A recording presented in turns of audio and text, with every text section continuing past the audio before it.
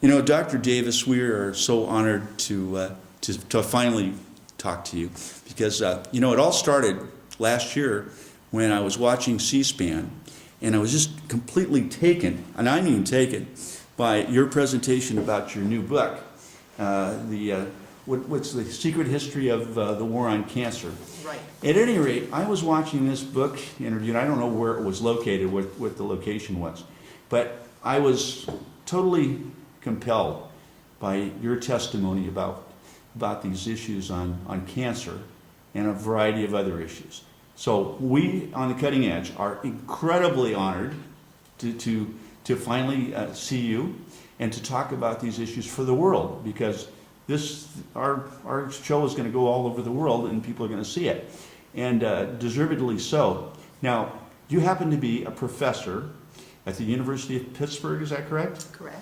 In epidemiology. Right. So will you start off by answering the pivotal question, what is epidemiology? Like most words, it comes from two Greek words. Epi meaning upon, and demos meaning the people. And epidemiology studies the effects of different things on the people and how their lives, their deaths, their health, even the sex of the children is affected by things that happen in time and place. So epidemiology looks at patterns of disease in people in order to understand the causes of those patterns and ultimately to figure out how to prevent disease and promote health. Now, you know, about, what was it, 5 years ago or more, you wrote one of the first public novels, I guess, called Smoke That Runs Like Water. Correct. Is that correct? Right, When Smoke Ran Like Water. When Smoke Ran Like Water. And it was about a place called Denora, Pennsylvania. Right, which very few people have ever heard of. And oddly enough, is that the place of your birth? Well, it's the place I grew up. Okay. It was famous, but I heard about it only after I left. It was famous kind of in the way that Jack the Ripper was famous. We don't want to dwell on it too much, but I Right. think we should mention, you know, what event happened in 1948 that compelled you to write this story.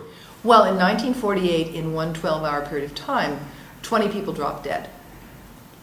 From what? Well, they said it was an act of God. They said it was a freak of nature. They said it was bad weather. And it was all of those things, but it also was the fumes from the mills and the coal mines and the coal stoves and the coke ovens and the rolling plant and the iron furnaces that all combined with a mass of stationary air that settled over the Little Valley area. And instead of those hot fumes going away and dissipating, as they normally would do with regular winds and rains in the fall, the mass of stationary cold air settled over the area, an inversion, if you will, and it prevented those fumes from rising. A hot air balloon rises normally and cools as it does. But those fumes got smacked back down to the valley floor. And as a result, the stifling pollution from the mills remained with people.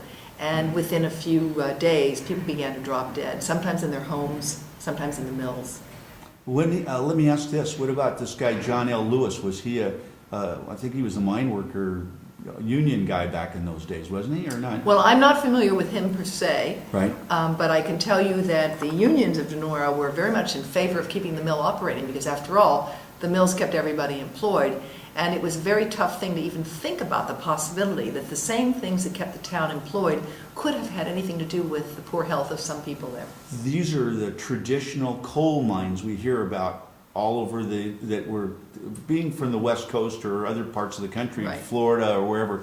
There are no coal mines, but in your neck of the woods, there are lots of coal mines. There were even mom and pop coal mines and some mom and pop little mills and foundries and things like that. West Virginia is a big coal mining state. Right. And we didn't know that Pennsylvania was as big a coal Well, it mine. wasn't so much a coal mining area, although there is a lot of coal in Pennsylvania even to this day, Right. as it was an area where the three rivers, the Monongahela and the Allegheny, meet to form the Ohio. We know about that from Terry Bradshaw. Okay, All go right. ahead. Yeah. And that three-river area became an area which was one of the central areas for steel making, because you need a tremendous amount of water to make steel, and you need coke ovens to bake the coal to create coke. Basically, coke is baked coal. That's the hottest form on the planet, isn't it? It really is. It's what melts steel. Otherwise, without the coke, you couldn't melt steel. Is that correct? Right, and you need these huge furnaces with tremendous amounts of heat. And all of the operations of the Denora mills were fueled by coal at the time. Now, as soon as this thing happened, they began to switch to natural gas, which burns much cleaner than does coal. But it was a combination of these things. It wasn't any one of them. And there was one special ingredient in Denora, and that was the zinc mill. And the zinc ovens smelted out from the zinc ore and cooked the zinc and baked it at extremely high temperatures. And as a result of the materials used in the production of zinc, you got, I think, a very reactive fluoride gas. This is just a small part of of the story we want to tell about Dr. Devra Davis today. And one of the things that I really want to get into, and as I mentioned when I was watching C-SPAN, was so compelling, was the fact that you're an environmentalist across the board, first and foremost. Or are you?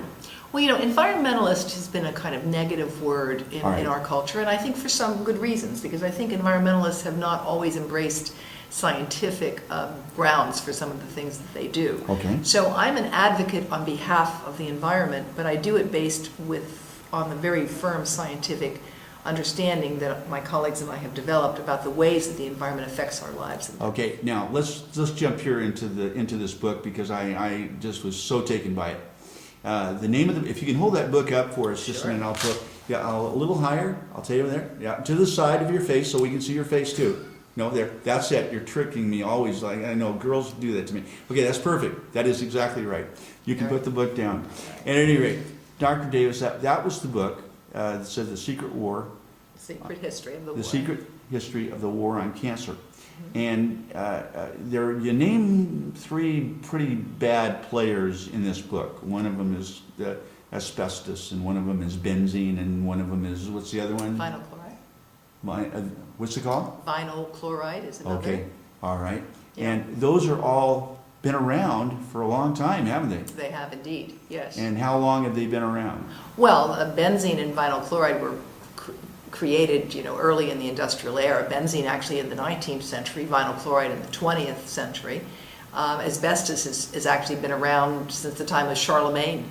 Really? Charlemagne actually had a linen woven asbestos tablecloth that he would throw into the fire because it was fireproof and get rid of all the scraps. Sure.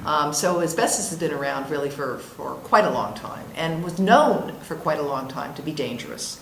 Benzene was known from the time it was first developed and synthesized to be able to get right into the bone marrow and to cause what we now understand is a form of leukemia. And for those that aren't too familiar with this, there's something called mothballs that everybody used to play with in their grandmother's closet when they were growing up, and it was dichlorobenzene, it was naphthene, and all these other things that were in these mothballs. Right. With this really terrible smell that kind of... Well, you can still buy them in the United States today. It's still legal to buy mothballs, and unfortunately, they can contain 100% naphthalene, which, among other things, comes right off the coke ovens.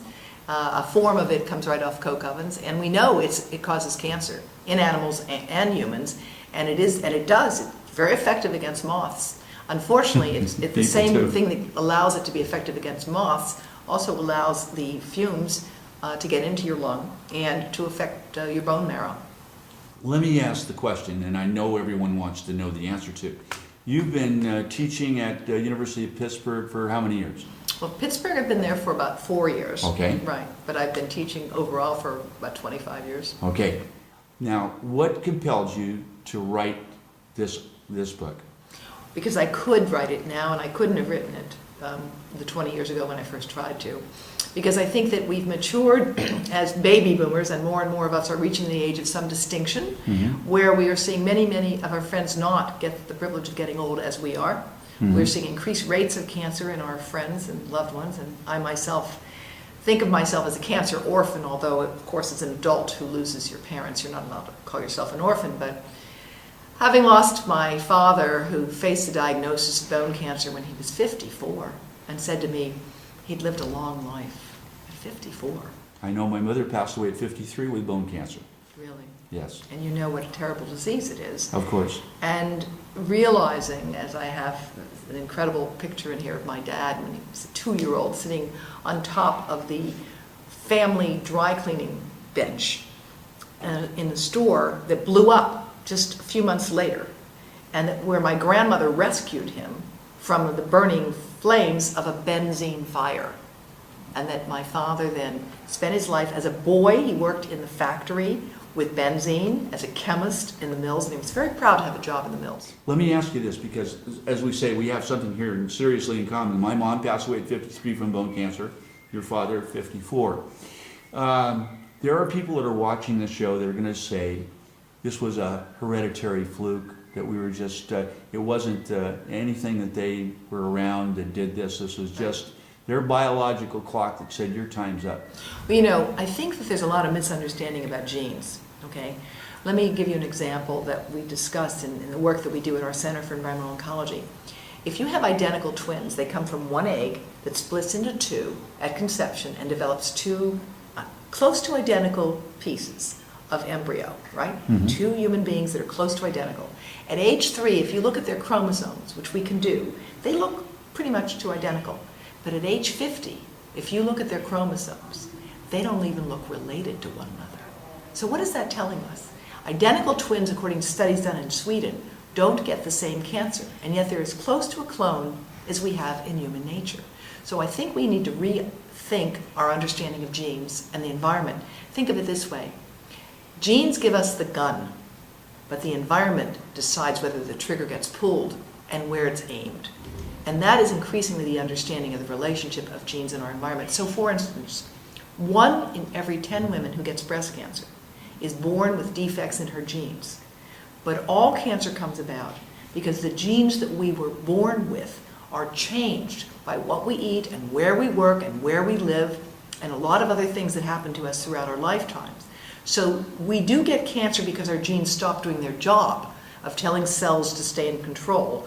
Our genes work to repair damage because all of us will get cancer from time to time, and we'll get the cancer repaired. Early on, it will be snuffed out by healthy genes, by our immune system that says, oh, you're a bad cell, get back in line, or even you're a bad cell, go die and get out of here. But when you lose the ability to repair damage, that's when cancer happens.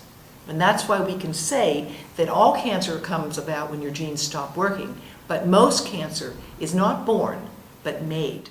One of the things that I'm going to bring to your attention, you might have already known this, but if not, it's just a side effect. We just did a show on aging recently with Dr. Stephen Clark from UCLA, and he was talking about the serotonins and the fact that these things divide and get shorter and shorter and shorter, and finally they stop dividing by repetition. This is a lot about what you're kind of talking about. So you're basically saying that we start off with X, and then when you add the Y factor of environment and the requirement for those cells to redivide, maybe because of the environmental hazards that we face, that it increases that frequency. Absolutely, and there's evidence, in fact, that we're getting more cancer at earlier ages. So the average age, for example, of pancreatic cancer has changed. Patrick Swayze is the most recent tragic example of pancreatic cancer in a fairly young man. Right. And we are seeing younger people with more serious diseases, whether it's Michael Fox with his Parkinson's disease or more young cases of cancer today.